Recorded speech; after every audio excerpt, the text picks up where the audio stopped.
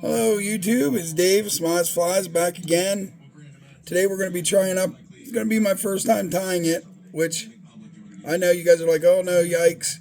No, actually, I'm going to be trying a little bit of a minnow pattern. I'm going to be using some UV resin to try to build myself up a minnow head, and I'm going to put a body on it, and we're going to see how this turns out. I feel like I just want to have some wiggler patterns put in, like maybe I'm going to try to find a couple pieces of rubber here. I probably should have got this stuff out already, but the idea just hit me and I jumped on cam, so you just bear with me. We'll get it done, I promise. You know what? I'm going to use some Select Marabou, and this comes from Bloom's Custom Tackle out of Indiana. Terry Bloom, he's a good guy. He's 75 years old now, still gets at his vise every day. Poor guy shakes a good bit, but he's a great dude. He really is. I feel bad for him. If I had to shake like he shakes, I probably wouldn't even be able to tie, to be honest with you. I don't know how he keeps control of his thread and his bobbin and shit, but he does. Wonderful man. A wonderful man. All right, we're going to put that back in.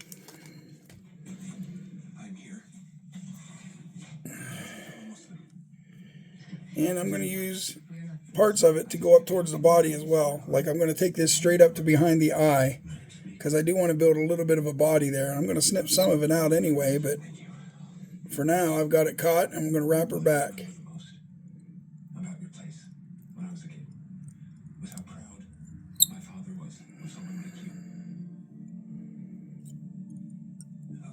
It's probably going to look a lot more like a jig than anything else, except it's not going to have a bead head on it. I'm just going to, like I said, I'm going to try to build a little bit of a resin head to it. This is where I wish I would have kept a hold of I gave my buddy needed some resin, so I gave him my Solar Res Thick, which I could use that right now. It wouldn't try to run off my hook as easy, but it's okay. If we can't help our fellow tires out, who are we? What are we? We got to all stick together, and this is going to have some great movement on the water. I'm going to come back just a little bit. I'm going to snip it about right there. I like the way that looks, and you know, it's going to have good movement. Okay, so how am I going to start this? Probably at the beginning, right?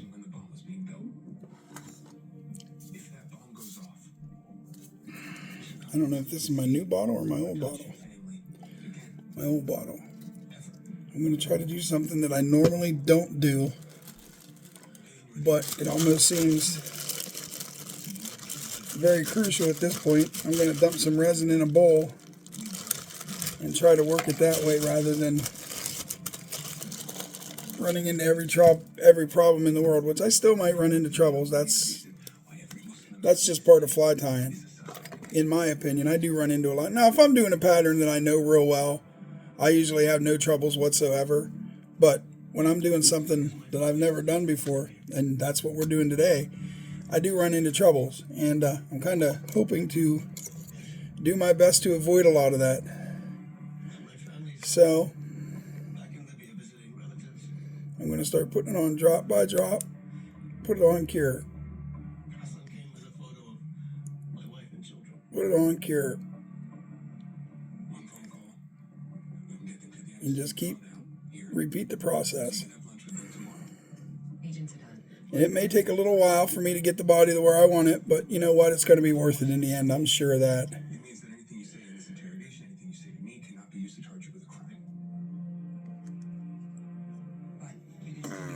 Trying to work in a little bit of a fish body type shape. And I know everything's at the top of the hook right now. Bear with me. I'll get to the bottom as well. I'll just turn my jaws upside down and start putting it together that way.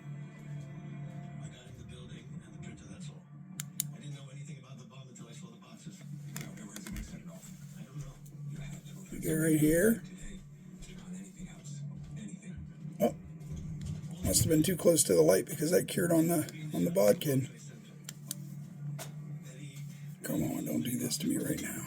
Okay, so I'm going to get some.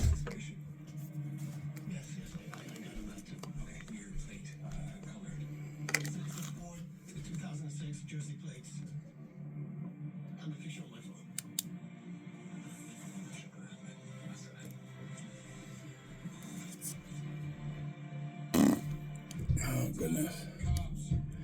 Oh, I know what the problem is. I let the light hit it while it was in my bowl. So it cured all my resin, which I just dropped my bod kit on the floor, which I'll find another tool to fix that now. I run into every kind of problems there are. Sitting in a chair makes things that much more difficult. I know that may sound silly, but always being in a power chair, I run into astronomical amounts of stupid shit. So give me 1 second. I'm going to back out. I'm going to grab my reacher right here. Handy dandy reacher. Which it'll help me get that tool back in my hands because I have a little magnetic thing on the end of it.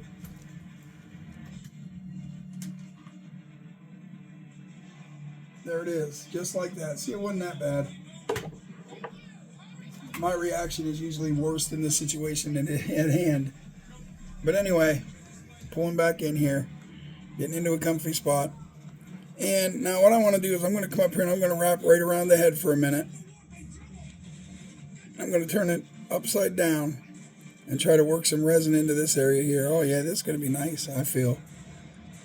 Sorry about my voice. Got a tad bit of a throat itchiness going on and a little bit of a cold. Probably smell like I smoked too many cigarettes, and I do not smoke cigarettes. I quit that about 10, 12 years ago, started vaping. And a lot of people get down on vaping. Well, I'm going to tell you right now, vaping saved my life. There's no doubt in my mind about that. No doubt in my mind. And you know, the FDA has done their own studies on it. They find it to be 95 to 98% safer than cigarettes. So people try to get into that argument with me, and I'm like, stop right now, because, you know, not only that, but I used to have my own YouTube channel. It used to be this channel, actually, where I did vape reviews for products and devices and juices and cotton and just all the things, rebuildables. I used to build my own coils and try to help people figuring out how to build coils. And oh my goodness, I had a pretty busy channel there. Well, as far as me being busy, yes, but I never really did pick up a lot of subs on that channel. Because at the time they were trying to ban vaping and everybody was just downing on it. So I guess you could say my timing was shitty on it. I should have started it way earlier than what I did. But, you know, got to remember, like I've told you before, I was blonde long before I turned gray. So sometimes things take a little bit to soak into my damn brain. And there we go. And that's kind of, I'm going to give it maybe one more drop up towards the front. But that's about all the bigger I wanted the body of that minnow to be. And it's a good thing because I apparently touched the front of my... I apparently touched my resin again there. That's just exactly what I wanted. I'm going to try one more little swatch right there. Yep, that filled in that gap for me. Now I'm done with that. So there we are with that. That gets somewhere with it. Anyhow, this cup, I'm just going to go ahead and cure it right in the cup and throw the whole cup out. It's cured. This light is so quick at that. Okay. So, I'm not the type that, I'm not real big on putting eyes on stuff. I don't really see the point in it. You know, because I know for a fact that as long as you put something by the trout, which is what I fish for, as long as you put it by them in the right direction or the right way, they're going to come out and they're going to hit it no matter what. So I'm just going to leave that as it is. I'm not even going to throw eyes in this. There's the whip finish. Gets me out of here and off of here. And then I don't know how much Sharpie help I have left, but try to put a couple dots on it. I don't need much more than that.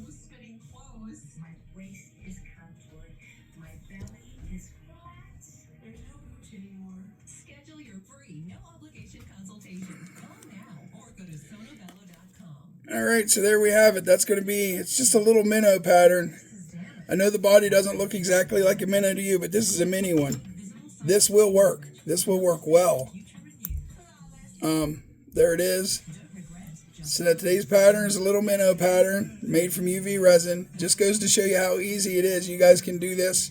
You can build your body bigger and make a bigger minnow, but I saw a pattern that I looked at that looked pretty much exactly like this, and I liked the way it looked, so I wanted to bring that to show you guys how to do it, and, well, show us all how to do it. I had to learn how to do it while you guys were learning, so But anyhow, you can see the UV resin can be worked with well. You just have to have a 985 nanometer flashlight, and it'll cure quick. I mean, real quick. I'm going to do one little test while I have you guys still here. Let me find the right thing. I just want to put a dab. I'll just do it on here. It ain't going to hurt nothing. I want to show you how quick it will really cure. I'm going to take one drop of resin. You guys can see what's going on. I'm going to drop it right on here. That's more of a bubble than anything. Pop, bubble, pop. There's a full drop. That's a pretty big drop I just put there. I'll show it to you before I go to cure it. And I just want you to see how quick it can cure if you have the right flashlight. There's the daub of resin. Pretty good size. Now, my light, it's really wet right now. I'm going to give it a quick hit. 1, 2, 3. Boom. It's done. Now, 1, 2, 3, 4, 5. That's going to be cured hard as it'll get. Like, I don't know if you can hear this. There's nothing coming up. It's dry. It's done. It made a... There. That should show it to you. Oh, darn it. I just dropped it. Anyway, don't ever be convinced that your resin is junk. If you're having problems with your resin curing, it is your light. You need 985 nanometers at least. And I just wanted to show that to you guys because, well, it kind of proves a point. A lot of people think it's the other way around. Anyhow, y'all, give me a sub if you don't mind. Subscribe to me. I'd appreciate that. And once I hit 1,000 followers, we'll go live together and I'll answer any questions you may have about fishing, tying, life in general. Anything I know about, I can help you with. God bless. Have a good day, y'all.